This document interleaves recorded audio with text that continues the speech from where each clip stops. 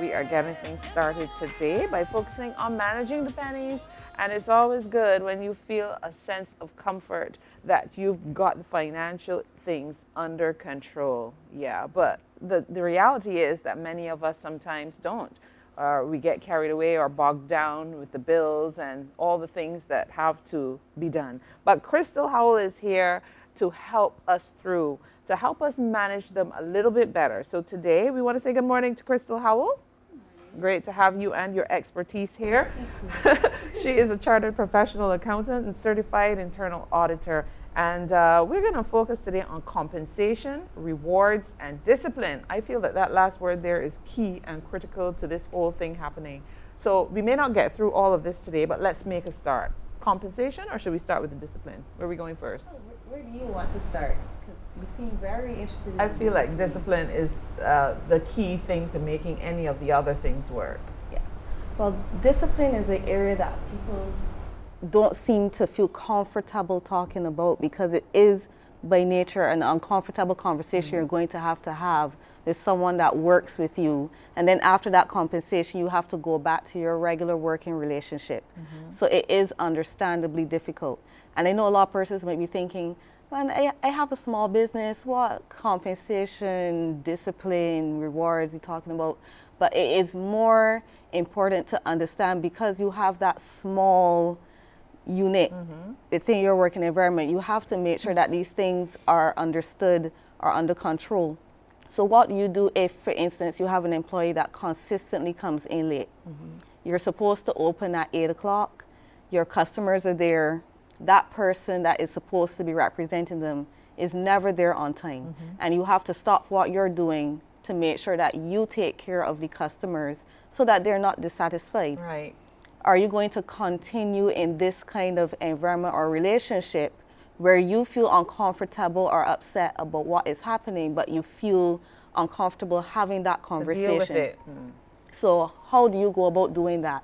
Again, we would have spoken last week about making sure that you write down your procedures and communicate them as much as you can to your staff. Is it understood that your staff is supposed to get there by 8 o'clock? And do they understand why? Because a lot of the times people think, oh, it's okay if I get in 10 minutes late, 15 minutes late. And for some workplaces that may be fine because you can work the time back in afterwards and make it up. But if you are in a business that is front facing with customers, it becomes all the more important. Well, of course, people at CBC will know the news has to start at a particular time. You have to get there for this time or you will cause or create a lot of chaos. Does your staff understand the value of the things that you are setting out and what is the consequence? So for instance, if you have 2 employees and one person is consistently early, gets there on time, make sure that they're ready to face whatever task they're given, and the other person is coming in whenever they feel like, and they're being treated the same, what do you think is going to happen in that environment where the person who's doing what they're supposed to do Might create some disharmony. and they're feeling as though they're being taken for granted because they're getting the same pay or the same compensation or the same rewards as someone who is not given as full a job as they could? Okay, what about situations now where sometimes in small businesses you have more family members and maybe then someone external? What if there is disparity in terms of treatment there? How do you? I'm glad that you brought that up because nepotism is something that the workplace has to deal with a lot. Many times when you have a small business, most of the time you bring your brother in to help you to train the persons in your gym, or you bring your sister to help you to serve food, and then you decide to expand and your employees realize, all right, I can't say anything to this person because that's the boss sister, girlfriend, whatever the case may be. Again, you create the same lack of harmony where persons feel as though their voices are not going to be heard or they may be unfairly treated because the treatment is not the same. And this is where you have to be very careful when you're working with family or working with some person close, that you create a system where people can recognize it is fair even though that is family. Where your staff will say, that's she's sister, but she does treat everybody the same way. Nobody gets any special treatment. Right.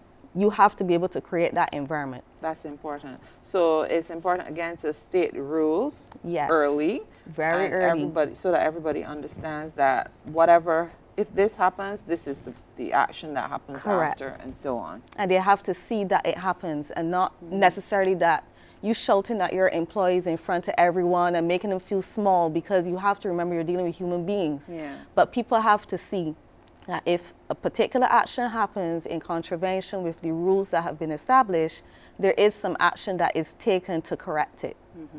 Excellent. Okay, so again, for the last few weeks, we've been looking at how to manage if you have a small business or you have a business period. There are things that you note, because it may start small, but I'm sure most people's intention is to grow it. And you can only grow it if you have all of these things in place. So along with making sure that the money is right, if you want to keep it flowing, you got to keep the customers happy, you got to keep them coming back, whatever area it is, so that money does keep flowing into the business and you're able to manage it. So the quick takeaway for today? The quick takeaway is to create a fair environment. Create that fair environment, no matter how small you are. You can be in a business place of 2 persons or 50 or 100. Make sure that your employees feel as though they're being treated fairly. Right. So a fair environment is what you create, not an environment of fear. There you go. Think about it. They're very different. Crystal, we can't wait to talk with you again. On Monday, we are going to look at how, when you have all these systems in place, you know exactly how to compensate and how to reward